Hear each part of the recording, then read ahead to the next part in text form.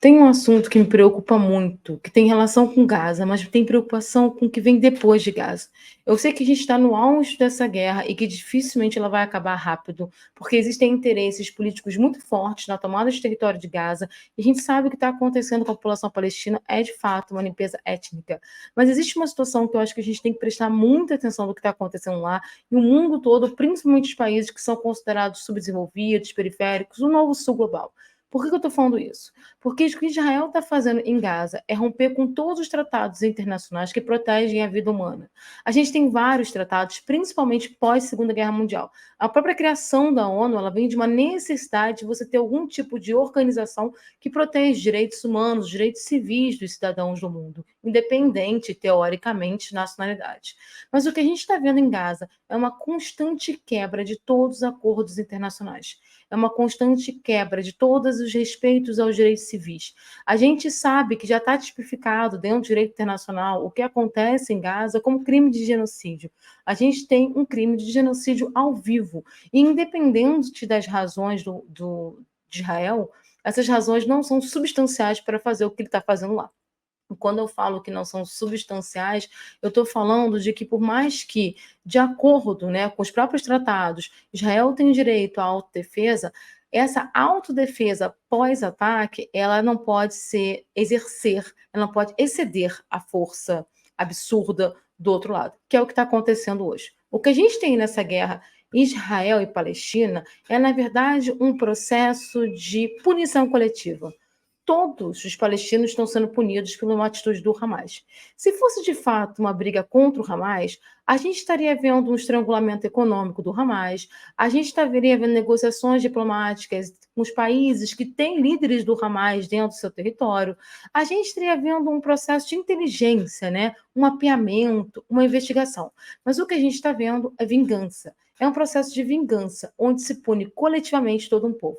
E qual é o grande problema dessa punição coletiva? É que isso está abrindo um precedente extremamente perigoso. O precedente de que, a partir de agora, vários outros países vão se utilizar da mesma fórmula de Israel. Eu vou lá, resolvo na extrema violência os meus problemas e nenhum organismo internacional vai conseguir me segurar. Israel, quando rasga os tratados internacionais, quando ignora os pedidos de organizações como as organizações das Nações Unidas, quando ignora a diplomacia, a necessidade do diálogo, ele está abrindo um precedente para que outros países façam a mesma coisa no futuro. E eu não estou falando de um futuro longe, não. A gente tem vários conflitos explodindo no mundo nesse momento. E próprio Israel pode ser vítima desse tipo de atitude a partir de algum momento que algum país ali da região se irritar com eles e resolver ignorar todos os tratados internacionais. Se a gente ignora os tratados internacionais, o que a gente tem é barbárie com barbárie. É isso que a gente acaba tendo quando a gente ignora os tratados. Quando a gente ignora os tratados, a gente está dizendo que a melhor forma de resolver os problemas entre os países é através da guerra excessiva e da barbárie excessiva. É como se a gente retrocedesse 200 anos, sabe? Quando a gente retrocedesse 300 anos, como se não existisse contrato social, direitos civis, absolutamente nada. Quando a gente olha para a guerra na Palestina, na guerra de Gaza especificamente, naquele massacre que está acontecendo, a gente fica extremamente chocado. Mas mais chocado o que está acontecendo agora, porque é um genocídio filmado ao vivo e o mundo parado olhando, porque são palestinos, porque se fossem europeus, norte global, estaria todo mundo interrompendo esse processo de genocídio, mas o que a gente está vendo é o mundo permitindo que os tratados internacionais não sejam válidos. Ou dizendo também para a gente, os tratados internacionais de proteção da vida humana, de proteção dos civis, só servem para os ocidentais. Aqueles que estão fora do eixo ocidental, fora do clube do norte, não merecem ser tratados com a mesma dignidade. Isso aí é como se a gente retrocedesse e caísse naquele mundo antes da Segunda Guerra Mundial, que entendeu que existiam grupos sociais inferiores e superiores.